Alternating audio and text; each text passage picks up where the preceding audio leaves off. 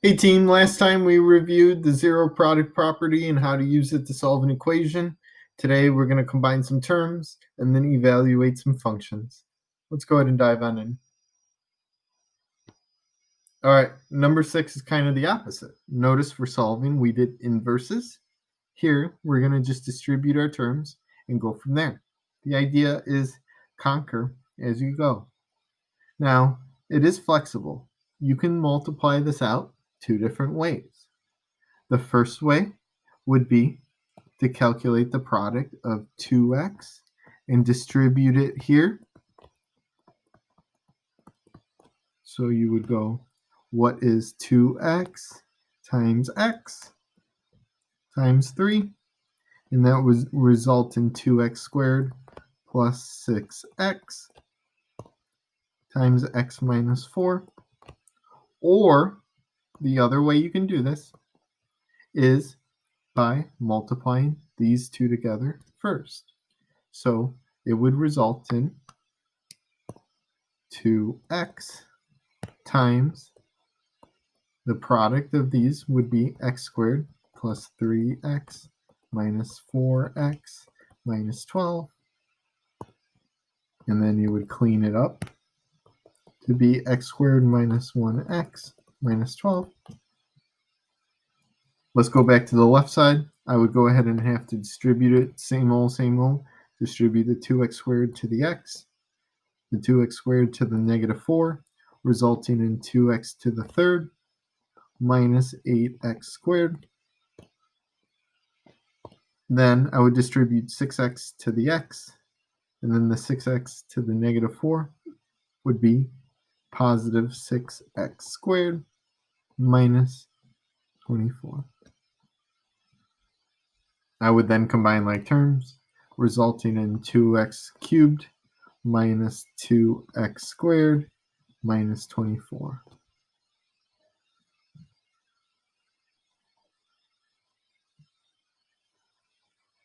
Oh, 24x. I knew I was missing something.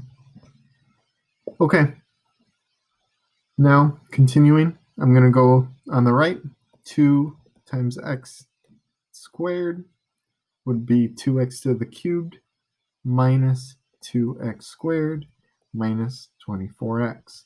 Either way, I get the same answer. I recommend going the left way. It's just about can you multiply binomials? And the idea is just watch your x's.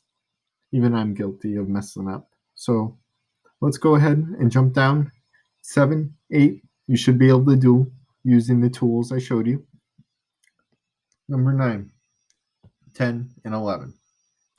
Okay, the idea is you only have to do what's required. Many of you plug, for example, 10 with 3 answers, and that is not right. For number 10, I would only use g of negative 5. So I'm only going to use this equation. So watch what happens. G of negative 5 would be g, what is x? Well, negative 5. I'm going to replace all instances with negative 5 squared plus 1. I know that negative 5 times negative 5 is going to be a positive 25 plus 1, resulting in the output is 26. G of negative 25 has an answer of 26. Now look at number 9. I need to do that twice. For h of 6, I'm going to figure out what is going to be the output when I plug 6 into h. Well, looking at h, I'm going to use the h formula. I'm going to solve, and then I'm going to get h of 6 is going to be negative 18 plus 2, leading me to an output of negative 16. The reason being is a negative and a positive, they're different signs. I subtract them and keep the sign that's bigger. G of negative 1, I'm going to use this G equation, but this time I'm going to plug in negative 1. So it's going to be negative 1 squared plus 1. Now, what is negative 1 times itself? Negative 1 times negative 1 is going to be positive 1. Plus 1 is going to result in 2. Watch what happens. I am not done. H of 6 is what number? Negative 16. So negative 16 minus, okay, g of negative 1. G of negative 1 is 2. 16 minus 2, both negatives, combine them together is going to be negative 18. There you go. How to evaluate some functions.